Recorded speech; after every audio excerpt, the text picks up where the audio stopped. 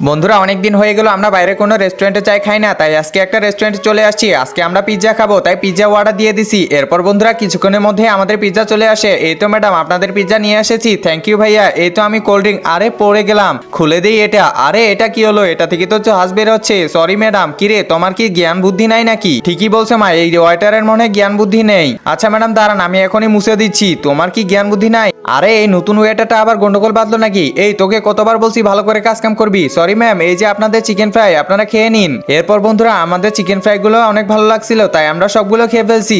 আচ্ছা চলো আমরা এখন চলে যাই। আচ্ছা ঠিক আছে। আচ্ছা ম্যাডাম আবার আসবেন। আরে কিন্তু একজন মা কতটা আপন হয়ে থাকে, যার মানেই তাকে জিজ্ঞাসা করে দেখো। তো দেখা যাক বন্ধুরা এই মায়ের জন্য কে ভিডিওটিতে লাইক এন্ড সাবস্ক্রাইব করে, আর যারা মাকে ভালোবাসো না তারা ভিডিওটি থেকে দূরে থাকো।